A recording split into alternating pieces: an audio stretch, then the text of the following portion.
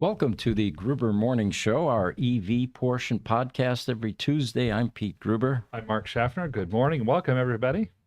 and we decided to go with a tropical new studio today. It's been colder in Phoenix than I like it, and I needed something to warm me up, so I thought, why not? Doesn't that look great? It looks great. It's a nice reminder of a summertime in the ocean and the warm ocean breeze. Yeah, it's great. The places we go to on vacation, right? Exactly. To Yeah, cool off, honestly. right. So we've got some items for you today. Again, if you're chiming in, let us know where you're coming in from. That's always of interest to the other viewers. One of the articles I wanted to share with you was here's the headline: EVs could store solar energy during the day to power homes at night with new system. And what they're talking about here, it's a study that was done in Germany at the Fraunhofer Institute, which shows how electric vehicles could double as home storage batteries using bidirectional charging. Now, of course, this is not new to us in the EV world. It's called V2G, Yeah, vehicle to grid. yeah. But what they're saying here is that most EVs in Germany are driven just 1 hour daily, which leaves 23 hours of idle time. And during the downtime, these EVs could stabilize energy grids by storing and sharing power when demand peaks. The strategy, they say, could also boost solar and wind energy use, as EVs could store excess daytime energy and release it at night. The study estimates that the EVs could cover 9% of Europe's energy needs, or up to 20% in ideal conditions. It is so much of that of need.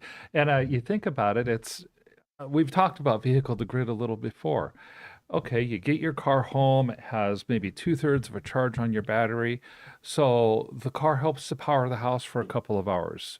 It Mhm. goes from two-thirds down to maybe 50% charge. And then overnight, after you go to bed, it goes from 50% back up to 80. Mhm.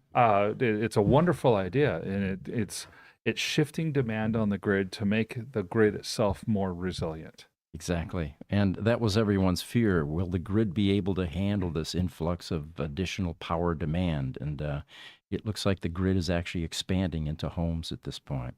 Yeah, and with the amount of solar that's put onto homes over the last several years, the idea of putting electricity onto the grid from individual homes is not even a new idea anymore. Yeah.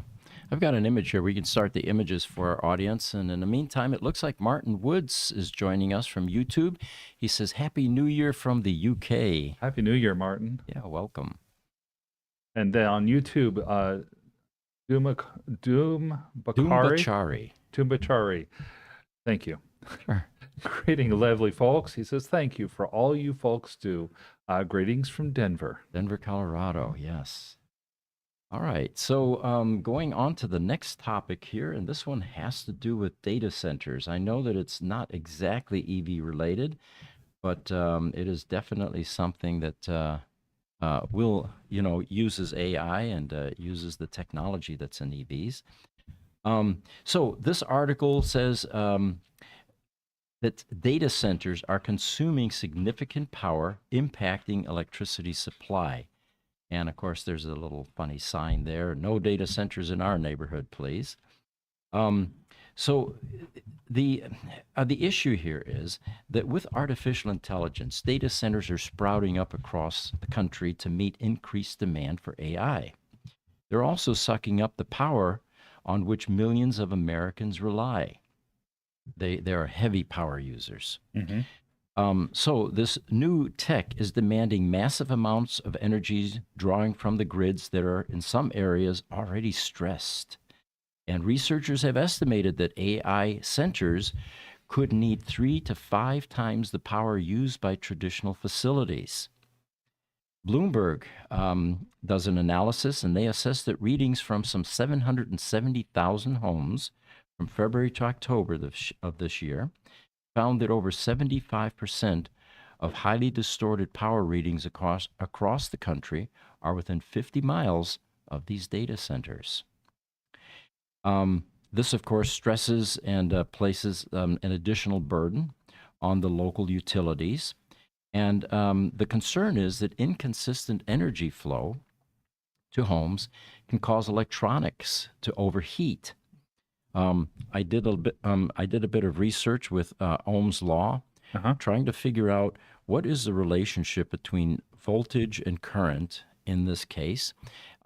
So the stress that would be put on the grid in an area where you have an inordinate amount of demand would be lower voltage, Okay. a voltage sag, as they call it in the industry. How does that affect the billing to homes and the equipment in homes? Well, it turns out, according to AI, when voltage drops, current also drops. But the problem becomes when you have devices in your home that are expecting a certain level of voltage, a lower voltage causes that device to work harder. It tends to generate more heat and possibly damage the equipment. Okay. But on the other hand, if you have lower current coming into the home, wouldn't that potentially positively impact the power bill? It would reduce the power bill somewhat, but then the offset would be potentially damaging your equipment. Yeah, that makes sense. It's on one hand, I've heard people that have, conspiracy theories. A data center went in down the street. Now I have this low grade humming Hmm. that I can never get away from, and it drives people crazy. On the other hand, many of the data centers are similar to the one that's going to be going in near my house in the next couple of years. Our local electricity provider announced that they're building a substation. They're dropping a 500,000-volt line into a substation to improve infrastructure in an area of the city that's growing. And literally adjoining the property of the new substation is going to be a new Amazon Web Services data center. Hmm.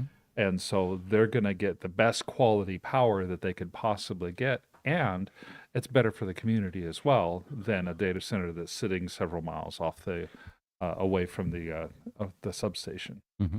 And, unusual demands on the power grid are also termed brownouts. California suffered from Yes. those.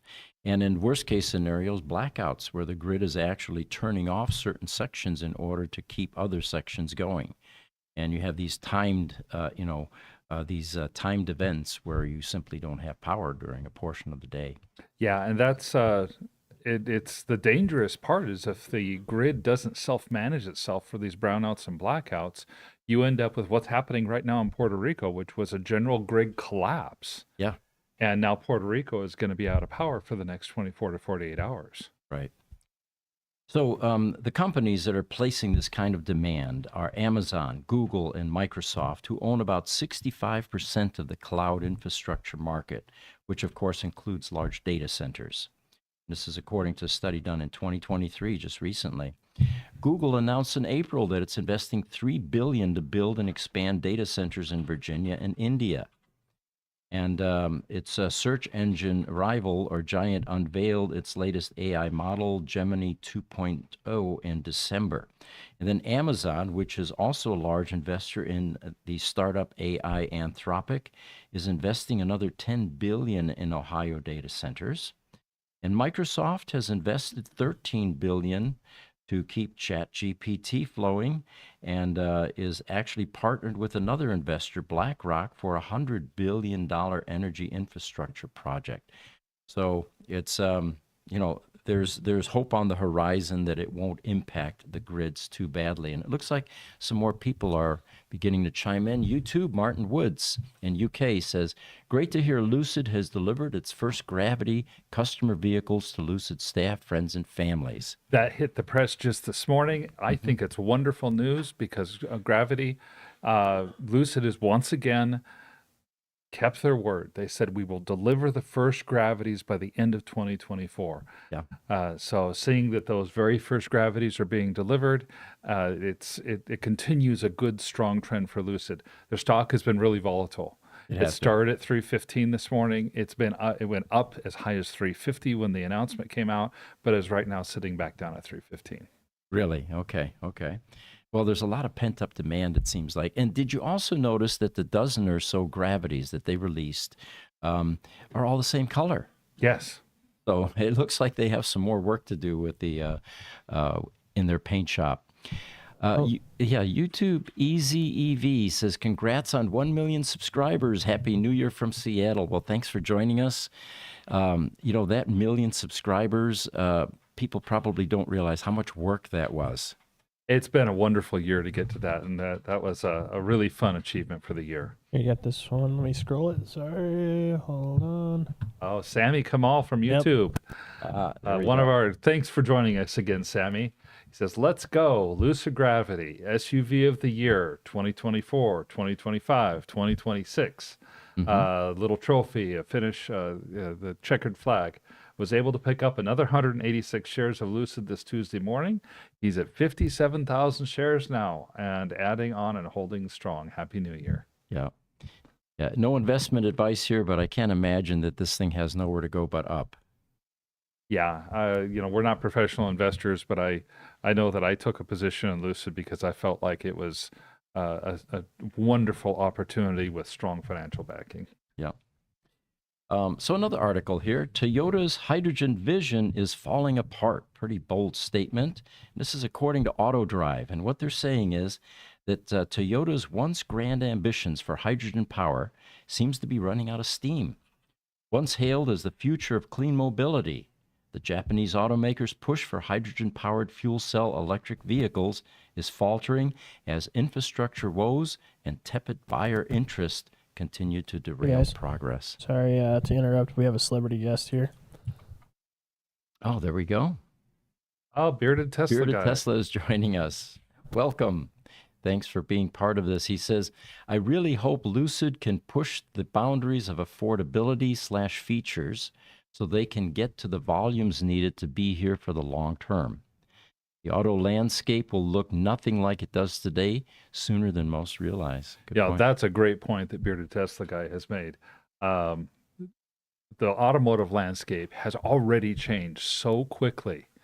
I go back 5 years, and it was a thing to see a Tesla on the road.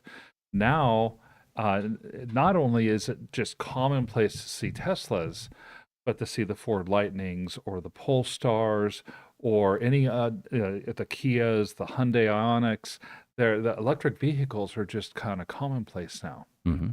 And driving down the freeway, my wife and I were talking about it and saying, when are people going to realize that it's so easy to get rid of the brown cloud? Mm-hmm. Right. And we had a clear indication of that during COVID. Do you remember that week I or do. so? I do. We could actually see South Mountain from my house, clearly.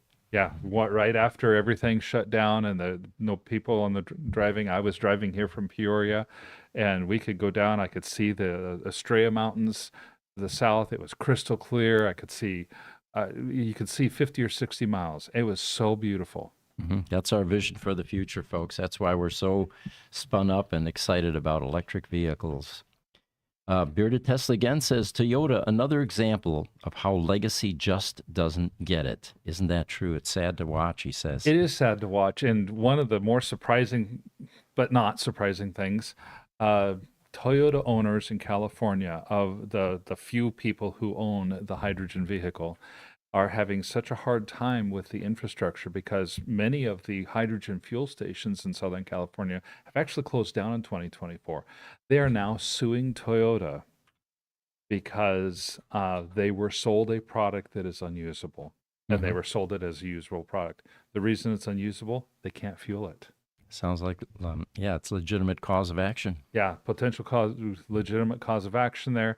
Toyota selling about 1,500 hydrogen cars per year now worldwide. That's down 10% year over year from 2023. It's just, there's just no interest in the marketplace. Yeah. And to intensify things, here's an article: EV battery prices will fall by 50% between now and 2026. And they say that battery prices by 2026 will cost half as much as they do now. And of course, now they're talking about that tipping point being a very real, tangible event in the future as this continues to happen. And they give some reasons for that. Now, this is according to Goldman Sachs. They're saying who have been tracking battery prices for several years now. They said that the battery prices have declined from $153 per kW hour in 2022 to $149 in 2023, and they predict that it will fall to $111 per kWh by the end of 2024. But looking ahead, they suggest that battery prices could be as low as $80 per kWh Wow. as early as 2026, so half of where it is currently.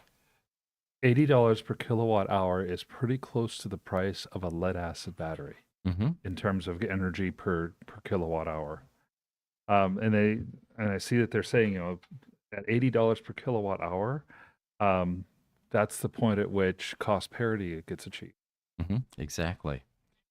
Looks like we've got some more comments here. Bearded Tesla says, I remember how big Prius was. Groundbreaking, new. Now look at them falling behind. I hate that. Toyota's been such a good car company with Yeah. high quality products for so many years. I have to agree.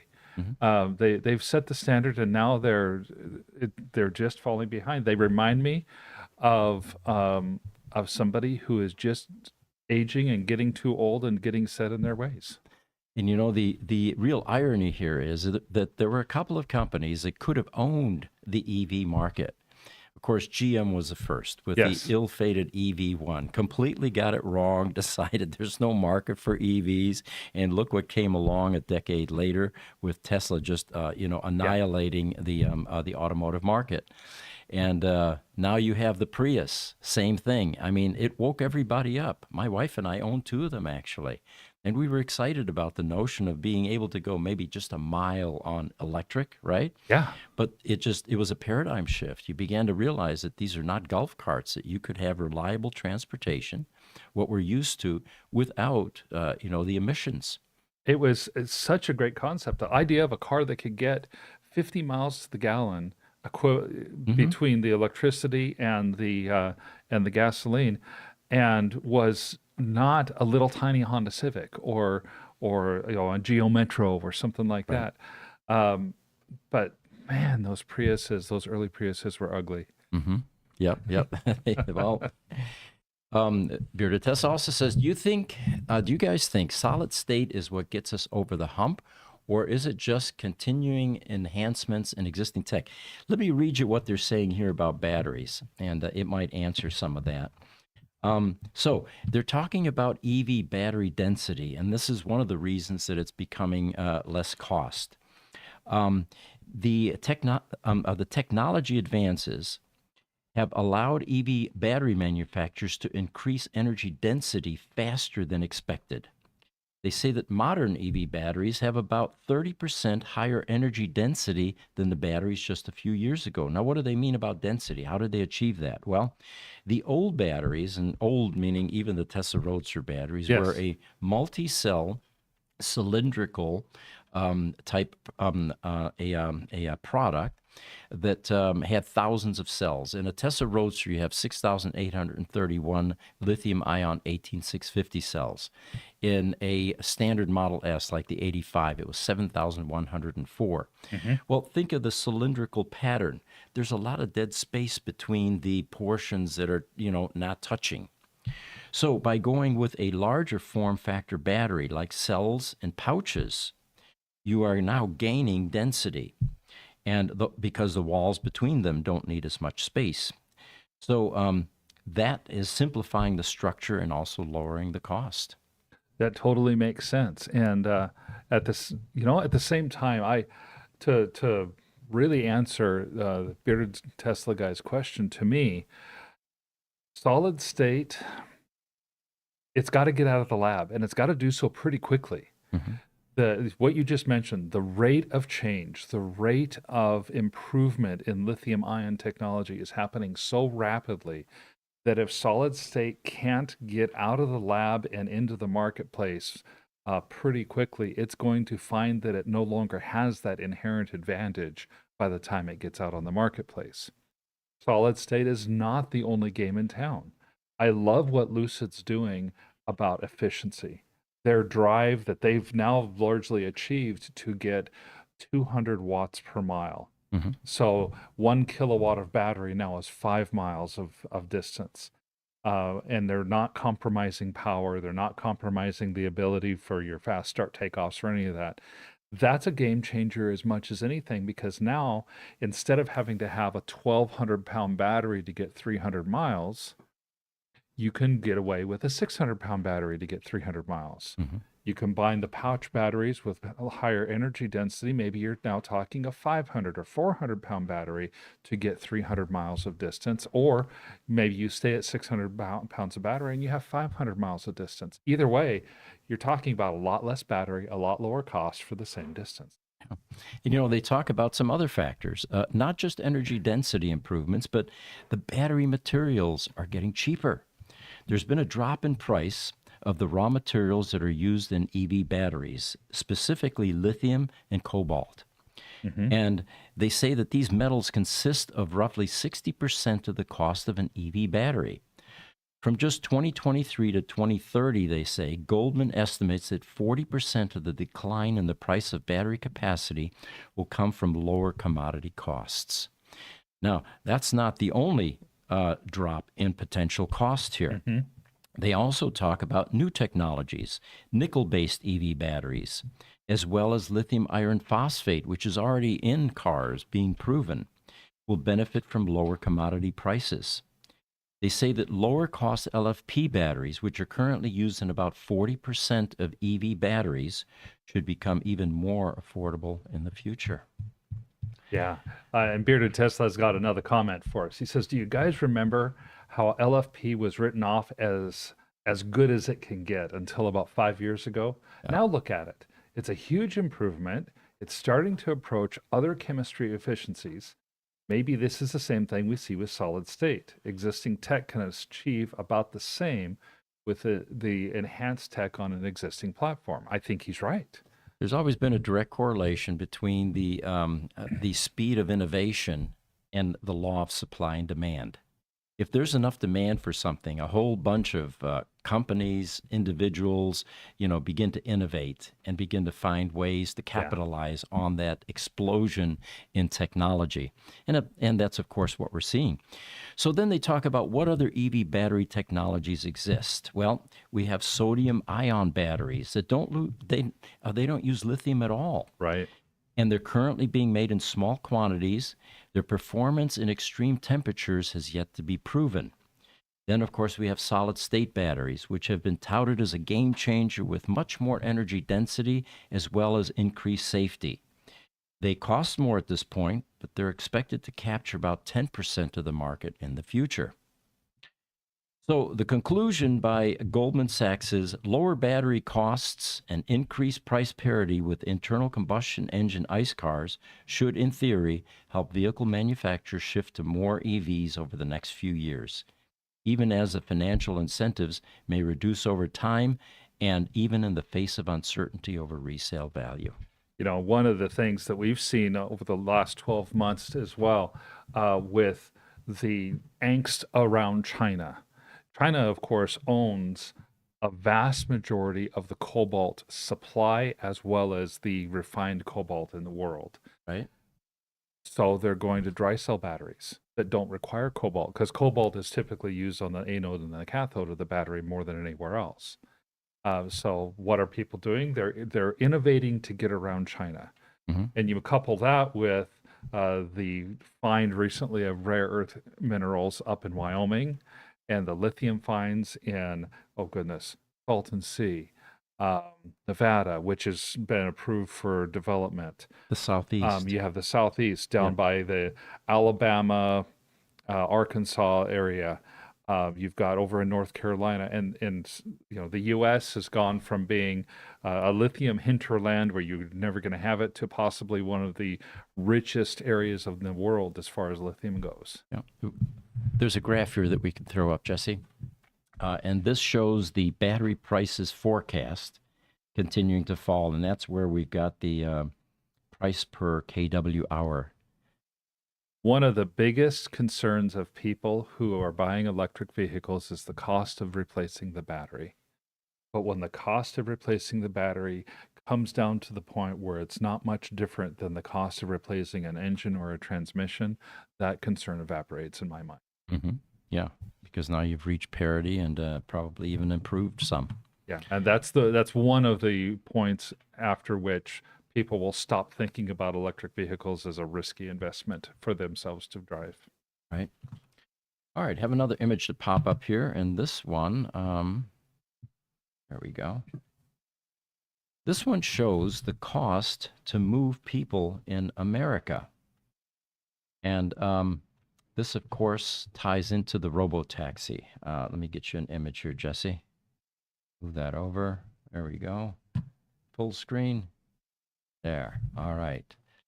I was just reading about Uber the other day, Yeah. how it annihilated the whole taxi business. Yeah. And it was extraordinarily successful and profitable because of the sharing strategy was favorable toward the drivers. Sure.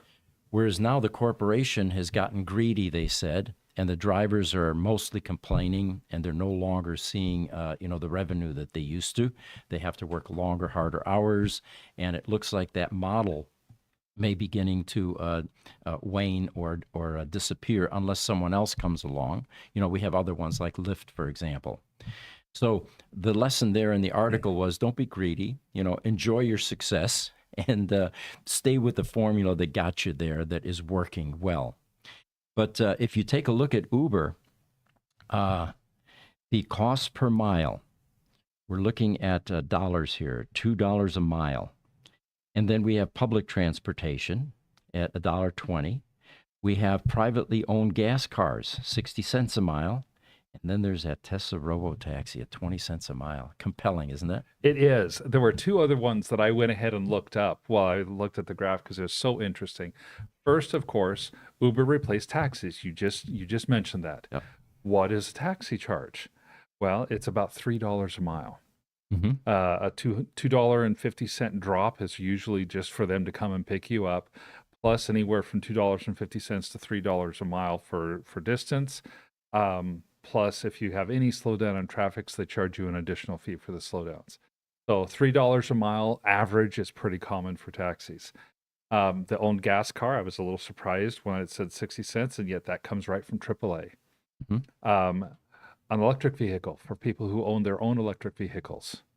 After you count for insurance, depreciation, so on and so forth, anywhere from 25 to 45 cents a mile. So it's actually cheaper than an ICE car, according to this chart and this criteria. Yeah, an EV is definitely cheaper than an ICE car. A Tesla robotaxi is potentially cheaper than an EV because you don't have depreciation, insurance, and other expenses associated with it. Certainly. Looks like the future. Here to Tesla, I really hope us normal people get a chance to have our own robotaxi. Yeah, would hate to see it follow Tesla Semi, where only the big companies are getting them. Yeah, definitely true. And you know what I mean, you can predict this fairly easily. Any successful product like this isn't going to be confined to one manufacturer, Tesla. This whole robo-taxi concept, a whole lot of other companies should be looking at that and beginning to plan for that. Yeah, definitely. All right.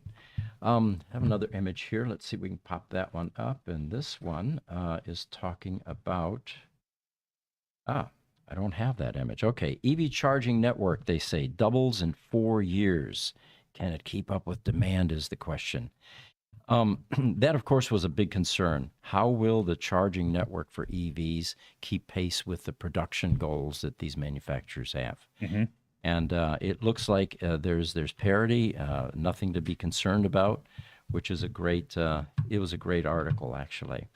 You know, if EV charging demand continues to grow at a pace where it doubles in every 4 years, it will fall behind. Mm-hmm. Because the EV adoption rate, and this is talking about here in the United States, the EV adoption rate has not been particularly fast. But what you just mentioned is exactly right. There's been somewhat parity between the infrastructure build out and the adoption rate. If the adoption rate spikes, I don't think we'll have enough infrastructure. Mm-hmm. But there's going to be basically kind of a self-balancing between the two. If the adoption rate spikes, You can only imagine with more money to put into the system, the rate at which the EV network develops will go up as well. Right. So here's one that's being asked a lot. Another image here, Jesse. The Tesla Cybertrucks are rusting despite being stainless steel. Why? You know, we were driving Sunday, and you can usually spot a Cybertruck if it's behind you or even in front of you because of the unusual shape, the unusual light pattern, all of that. Yes. And I saw one coming up on me, and decided to wait until I got alongside to see if it's someone we knew, for example, all of that. It was interesting. As it got alongside, you could tell that whoever owned it had little kids, because there were little handprints all over the side of the Cybertruck. Oh, that's awesome. And it wasn't very clean. We don't get a lot of rain. I don't think we've had rain here in Arizona for like 4 months or something like that. Yeah, something like that. But this thing went through something that was wet. And so there was a little bit of mud streaks on the side as well. And it occurred to me, how do you keep something like this clean, Yeah. Car wash, of course, is the obvious choice, but I remember being at car shows and seeing the DeLoreans, and those guys used to carry Brillo pads in their trunks with them, to give it that finish and that texture and that shine. But it is an interesting vehicle, and here's what they say. Yes, stainless steel can rust. According to a study by the International Stainless Steel Forum, stainless steel exhibits excellent corrosion resistance, but pitting can occur when it comes in contact with chloride ions. Exposure to chlorine-based bleach or cleaners, for example, has been known to cause pitting in stainless steel sinks. And it immediately occurred to me, there are a lot of homes that have stainless steel sink. It's a very common, inexpensive, type of sink in a kitchen. Sure is. So if you're interested in what could happen to your Cybertruck, look at your kitchen sink. What's staining it? What kind of remediation methods are you using to get rid of that? Well, they say that exposure to chlorine-based bleach cleaners has been known to cause pitting in stainless steel sinks because chlorine attacks the chromium oxide surface layer of the metal and wears tiny holes in it. That's the pitting. Salt is sodium chloride, and it releases chloride ions when it dissolves in water. So the Tesla Cybertruck, of course, is constructed from 30X cold-rolled stainless steel. It is known for its impressive durability and corrosion resistance, but there are some limits to its ability to maintain its finish. I think the most surprising thing I looked up on this are the cleaning products that are recommended to not be used on a Cybertruck. You had already mentioned the salts, the acids. So if you have a cleaning product that has citric acid, lemon, anything with lemon, Right. anything with vinegar, anything with ammonia. Well, those three ingredients are in most cleaning products today. So, what do you need to do? Just keep your car clean, but don't use common dish soap or Windex or something like that to clean it. Use soap that's built for cars. It's appropriate. Park in the garage. If you're in a coastal area that has salt in the air all the time, or if you're driving up north where you have salt on the roads, in order to keep the roads clear, just clean your car regularly and store it in the garage. It'll be fine. Yeah. It's still going to be really durable. Yeah. They even talk about the fizzy drinks having phosphoric acid, Oh, sure. and those will stain stainless steel. There's kind of an oxymoron, stainless steel. Yes, Aaron? Hey guys, yeah, Bearded Tesla drove his Cybertruck from Florida all the way up to through Canada and to the Arctic. I'm kind of curious to hear what he has to say about keeping it clean, because that's a lot of terrain, different types of terrain too, on how he kept it clean, and to see if he's experienced any kind of rust issues with his Cybertruck. Yeah, and Great he was here, question. of course, as well, showing us his camper version Yeah, Cybertruck. Yeah, that's a great question. it is. In fact, Bearded Tesla says when we start talking about the Cybertruck, he says, "Oh boy, here we go." Looks like my grandson is joining us. Anthony Wolf, he says, "Hi, Opa. Energy is the pitfall. Thanks for joining us." And Cyberfleet says, How does steer-by-wire work on a Cybertruck? You know, some things in life are mysterious, aren't they? They are. But it's really you've driven a I Cybertruck for a have. short while. Yeah. What did you think of the steer-by-wire? Well, the my normal route here is I go up to the main road, Deer Valley Road, and I head east. And it's a fairly safe place to do things like ludicrous launches because you get a half a mile with a median separating the lanes and no side access and nothing but desert. So you can see for, a half a mile. So that's usually where I do my ludicrous launches or any kind of test driving. Well, I have the Cybertruck. At the end of the run, I have to do a U-turn to come back to the shop. And I thought to myself, oh, the Cybertruck, this is going to be a multi-point turn, so I'm going to wait till the traffic clears because I don't want to, clog the lane. That thing did a U-turn in something much tighter than even a Tesla Roadster. It was amazing.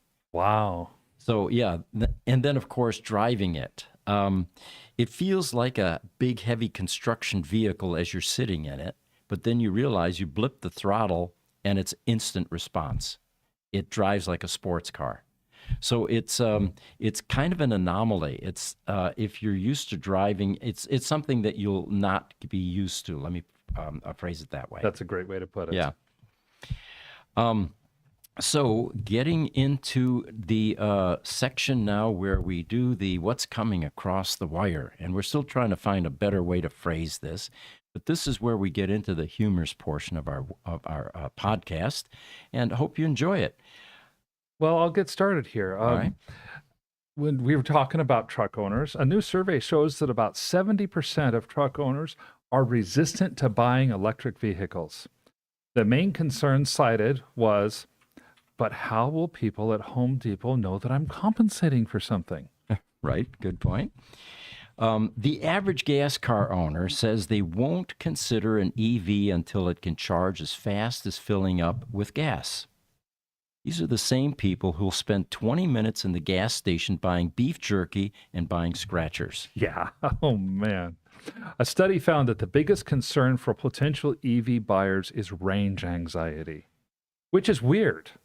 I mean, I've never met anybody who knows exactly how far their gas car can go.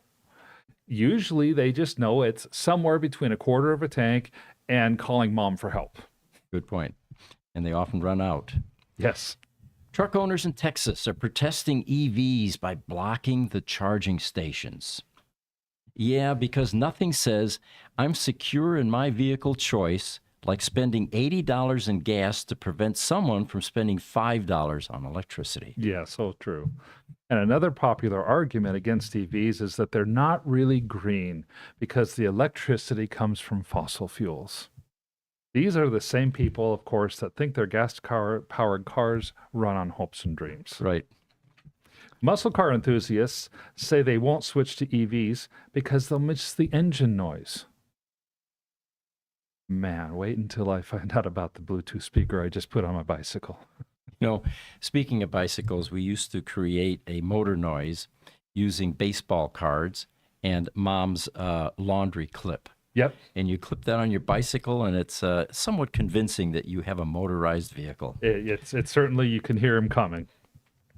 So a Ford F-150 owner in Alabama said that he won't buy an EV because you can't work on them yourself. Sir, you haven't worked on your own truck since they added computers back in 1992. True story.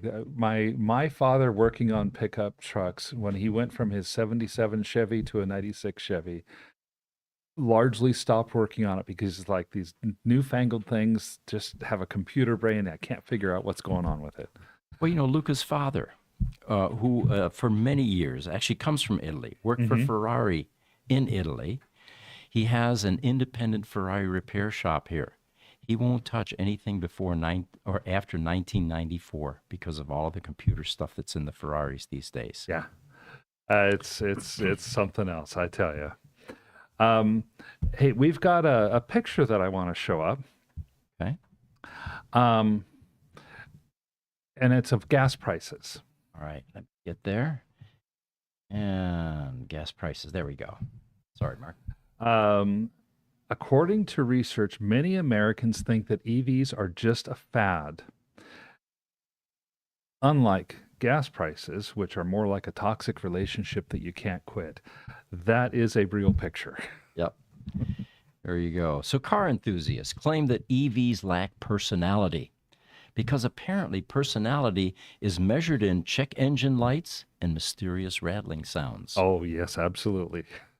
And finally, a survey found that many people won't buy EVs because they don't trust the technology. These are the same folks who'll put their entire bank account information into a gas station card reader that looks like it was installed during the Carter administration. Oh, another picture, if you can show. We have a car in the winter, and people in Michigan are saying that EVs can't handle winter weather, as opposed to gas cars, which are famously great at not starting in the cold. Right. I remember those days living in Rochester, New York, little Opel GT, 67 cubic inch engine, and the snow drifts would pile up underneath, fill my engine compartment with snow, and there was no way I was getting to work that day. It looks like Bearded Tesla says comes in a 4-pack at Costco. And he also says if you do need to get contaminants off, Barkeeper's friend is your friend indeed. I have heard that. This is from a Cybertruck owner, folks, so he speaks words of wisdom. Yes. Okay, guys, we are almost at our hour. We're coming up, and we still have Aaron's segment too. Remember that. We do, yes. There's an Instagram comment we can't quite read. The camera's in the way. Milan_GT says, Serbia is watching you. Great. A big smile. Thank you for joining us. All right, here's one more then, and then we'll go right into Aaron, I guess. Yes. A survey of Mustang owners found that they're worried EVs are too complicated because nothing's simpler than an internal combustion engine with, 2,000 moving parts? As opposed to about 30. About 30, yes. All right, Aaron has a segment for us. And while Aaron's coming up, we do have one more comment for Bearded Tesla. Sprayway is what's coming in, what comes in a 4-pack. Oh, in the 4-pack. Thank you. Thank you. Okay, Aaron, thank you. Thanks. Hey, what's up, guys? Hey, real quick before I get to my segment, my dad actually this Christmas told me that he used to put bicycle cards in the spokes to make that motorcycle sound. Yeah. And some of the names that he put in his spokes was Willie Mays, Jackie Robinson, and Mickey Mantle. Oh, So, Yeah, those are the $5,000 cards. Congratulations, Dad. This is the reason why you didn't retire early. I think about the same thing, Aaron. The cards that we put in are probably worth a fortune these days. Yeah. So my topic today is Mercury Outboards, the electric series that they're coming out with. So this is kind of they kind of doubled down on their electric motors. I thought they were only going to come out with some of the real small engines, just to appeal certain people that have all electric lakes or no emissions lakes. But they're actually starting to come out with some bigger ones. If you don't know, Mercury has released a new low voltage sub brand electric outboard called the Avator. So the Avator, and if you want to pull up pick one, it'll show you the different ones I'll that put it they up when he have. asks for it. Okay. Yeah, so this one right here, they have the 7.5E, the 20, the 35, and then the newest ones that they're coming out and just kind of released this past month, the 75 and the 110. So you're looking at these, what the heck is a 75E or what is a 7.5E? Well, that is the rated prop shaft power. Okay. Oh, okay. So yeah, so based on the amount of propulsive power each outboard generates at the prop shaft, with the decimal point shifted 2 places to the left. So with the 7.5, if you were to shift it to the right, it'd be 750 watts. The 20, 2,200 watts. 35 is 3,700 watts. 75E is the 7,500 watts. And the 110 is 11,000 watts. So that's how they're It's not outboards like we're used to, like 5 horsepower, 3 horsepower, or even the 200s or the 400s that Mercury started to come out with about a decade ago. To convert watts to power, 1 horsepower equals about 746 watts. So, for an example, 11,000 watts divided by 746, that would equivalent to about 15 horsepower. So, the biggest outboard that they have right now is a 15 horsepower. And if you want to put up the video one real quick, it doesn't have any audio, it's just a B roll thing that I put in. But what's really cool about these is they almost remind me of the batteries that Cass was talking about last week, where you know how they kind of popped into the motorcycle. These kind of do the same thing. These batteries are popping into the top of the outboard cowling, and then snaps down, and then you can go. You can see that's right there is where it's snapped in. You can you have an app that connects to it. You can carry it around without the battery inside it. Once the battery's inside it, though, it gets pretty heavy. Yeah. So, but you can carry both of them, one in each hand, down to your dock. They snap in real easy, just like a regular, 3 horsepower, 5 horsepower engine. But what's cool is they got a quick disconnect. So you can actually keep the mount on the back, just disconnect the motor, and then just store it in your truck. You can do it in the bed, you can do it in the cab. There's a bunch of guys that just throw it into the cab of their truck.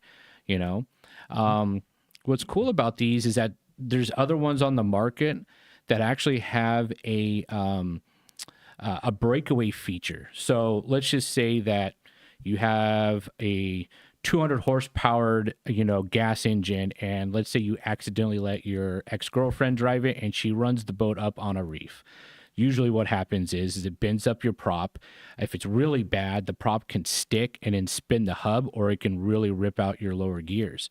Well, these new e-motors have a breakaway feature that actually the motor goes and then it hits and then it sticks, and then once it gets released, then it'll continue going. And she was an ex-girlfriend after the event, right? Yes, she was. Okay. I want to make that clear. Yeah.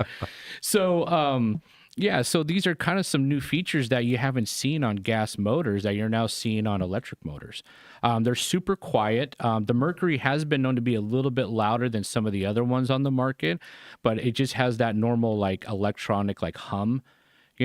But still very stealthy compared to a big lawnmower sound or a big horsepower 200V, 4V6, ripping down the lake.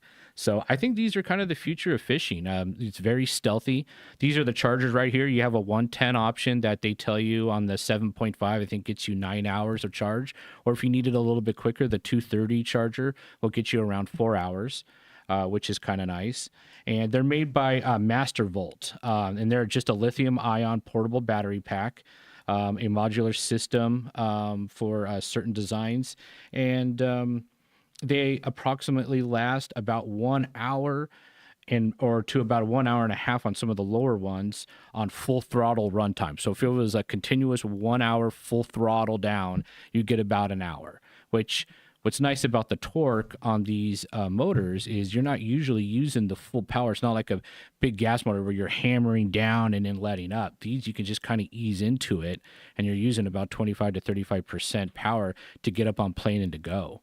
So, I think these are pretty fun. I think they're pretty cool. The battery looks kind of interesting as they get more power and bigger sized engine motors. I think you're going to start seeing more of the a battery pack inside the boat versus a battery pack that you can take in and out of for some of those bigger boats.